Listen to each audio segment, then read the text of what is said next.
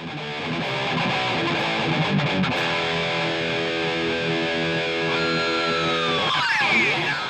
everyone, this is Bobby from Beyond-Games.com, and today we're doing something a little different.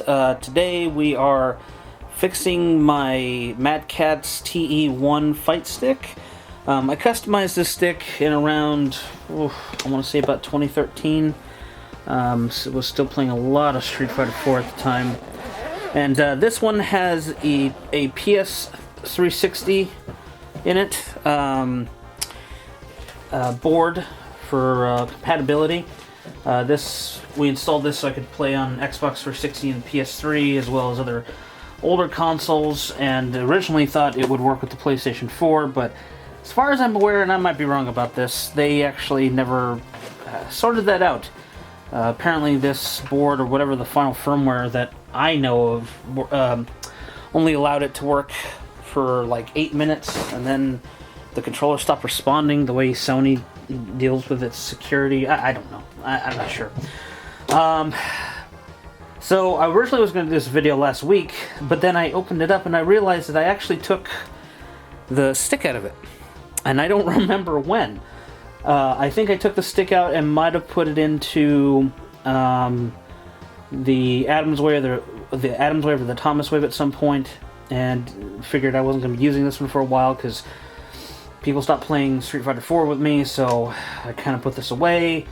So I bought a replacement stick, and there you can see kind of inside, there's the PS360, all the custom sleeve cables. It's got a Nutric, I think that's how you say the port in the back, and I've put videos of us customizing this. I know that right now the Brook board is the real popular thing for multi-compatibility, and since this stick is really going to be used, generally speaking, for older stuff at this point, like older consoles, I probably am not going to change it, at least the board, because this board works unless something happens. Custom artwork by Marco, so I took a stock image of a Dreamcast, and you can see the buttons, you know, they're clear, so they're cut out to match. So we're gonna put the stick in here. The reason why this video is a week later is I also don't have the bolts. So I need to, well, I bought the bolts, hopefully got the right ones from focusattack.com. These right here. And we're gonna see if I can bolt it in. And then I bought the stick and the dust cover washer and stuff from Arcade Shock. The reason this kind of all came to be is they sold a RJ45 to Sega Saturn plug, which I had been looking for a while now. I knew some people had made them, but I couldn't find someone who had them in stock. And Arcade Shock had it on, I think it was on Twitter. I saw that they had the RJ45 link to the Sega Saturn, and this kind of put me down this rabbit hole. I used to actually have a second one of these sticks that was actually themed off of a Sega Saturn. And we took it apart for parts, and I ended up giving parts of it away for other people who were playing games at the time and then, you know, stopped playing. So anyway, we're going to try to put this thing together again and get it working with the hodgepodge of parts and go from there. Okay, so the first thing we're going to do is replace, or rather add this LS-56 stick to the fight stick. This is actually my favorite of all the fight sticks. I've actually put these in all my arcade cabinets and all my fight sticks since I've started using them. This stick used to have a JLF, but we'll be replacing this. And this should have an octagonal gate as well.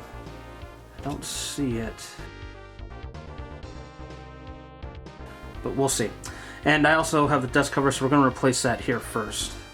So after disassembly out of my hand, I finally was able to get the dust washer off, and we're going to replace it with this right now. Not very elegant, but it took some struggle, and hardest part was getting the retainer clip off.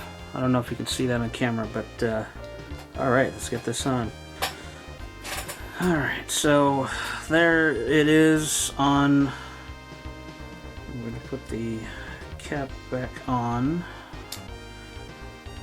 Try to get the retainer clip back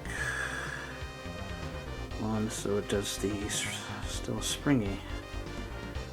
Huh, that wasn't as hard as I thought it was going to be. Alright, so there is the orange clear dust cover. I haven't found the octagonal gate. I'll need to double check, but I should have received it to replace it here.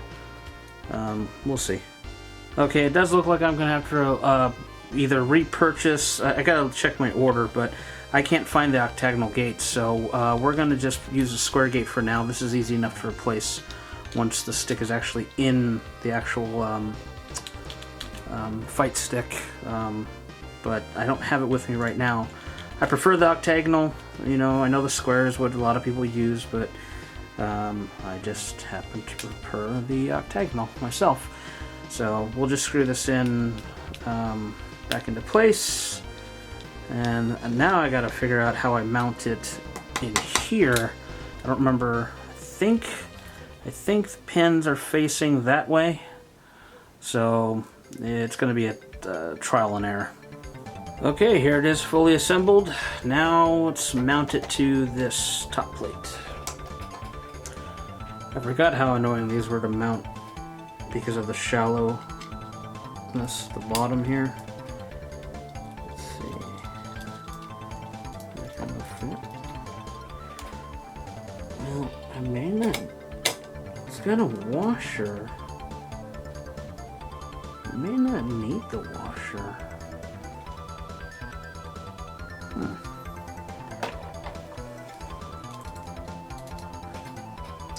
Hey, that's gonna work without the washer. Okay, cool. Or not the washer, the nut. But I don't want to have to put that in for the shallow end there if I don't need it. And it seems to be gripping tight enough without it, so that is what we're going to do. Unfortunately, like I said, I don't know what direction it's supposed to go in. So this is going to be a guess until I test it. Alright, I'm not gonna put in all the screws until I know it is functioning. So what I'm gonna do now is plug in the ribbon cable to the joystick, which is in here. Plug this into my laptop and verify up is up and down is down. Alright, plugged in. Alright, time to plug it in to the laptop computer and see what we get. So it turns out I need to switch some cables here. Up and down or reversed, and I thought I remembered that I could just twist the cable and make it work, but I might be thinking of a different fight stick. So I'm gonna have to, oh, that's a flat head. I'm gonna have to swap the green and orange wires because up and down are those two. Is this small enough? Nope, not small enough. Crap all up.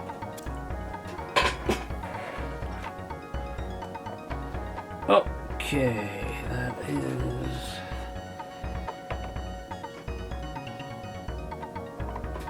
small enough. There we go. And I couldn't get it to work on the PC either. I actually need to get a USB hub to get it to work. Apparently this board doesn't provide USB enough power. So what I did is I plugged it into my PS2 with my PS2 version of Third Strike. And all the buttons seem to work, left and right seem to work, but up and down were mixed. And I tried, flipping the cable around, and that didn't work either. So now that I've actually done it on the actual PCB, let's go plug it in and see if it works. Alright, that was a success. Swapping those two cables was easier than I expected.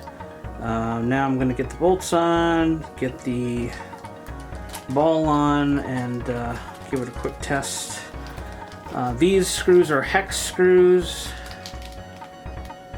I'm hoping this is the right hex nut or tool I need. If not, I'll have to look for it right now. But I'm gonna screw this in, button it back together. Make sure this is all in place correctly. It's a tight fit. Is this the right tool? It is not. Okay, so I gotta find the right hex tool and get the ball. That stuff there. I'm not replacing this stick probably ever again, so I'm not worried. But I do need to get the right hex for this. It's a different type of hex head that I'm used to remember, although it is threading. Okay, let me find one that actually fits. So, things I need to do. I need to get a USB hub for my PC and laptop so I can use this on the PC if I want to, which I'd like to.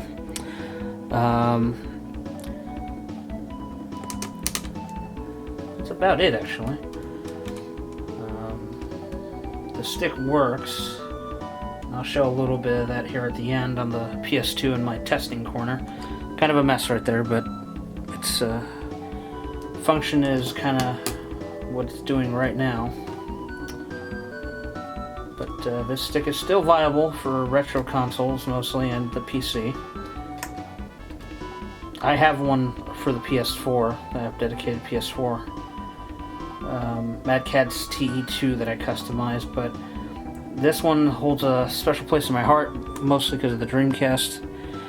But not only that, I spent a lot of time with this one playing Street Fighter 4.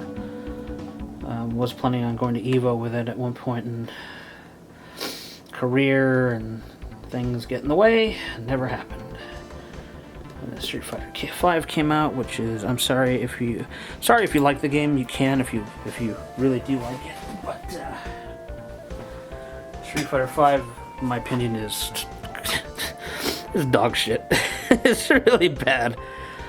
What they did to my boy Ken is unforgivable.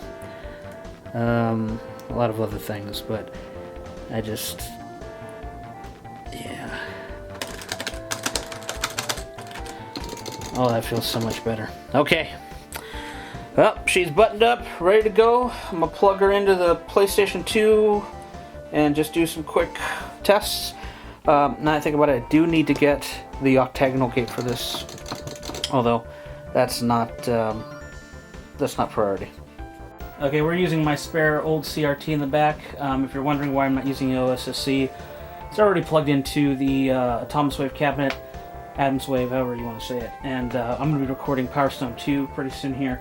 So I just needed to do this for testing, so I got the PlayStation 2 hooked up via composite, which, man, once you go SCART, you never go back. But just going to plug it in with the RJ45 link and just show that it's working. Oh, wait a minute.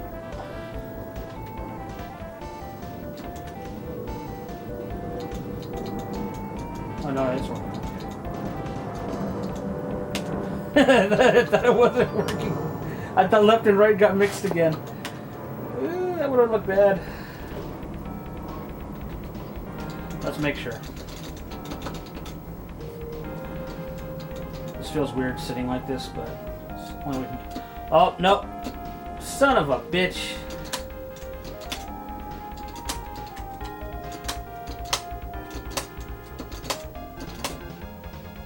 Yeah, it's backwards.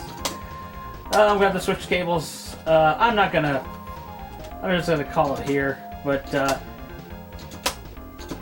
got this ready at least to play on retro stuff. So I'm gonna open this up again, fix it, and then I got myself a working stick. And I already know what I need to do. I need to get the octagonal gate, and which is when I'll probably open this up again. And switch those two wires now on the board, and yeah. So anyway, just thought I'd show what it takes to kind of switch from a JLF to a sound mode with this PS360, at least in this particular stick. I've recorded a lot of stuff with this particular stick before, so yeah, that's all we got. So if you have any questions or comments, put them below, and I'll see you in the next one. Thanks for watching.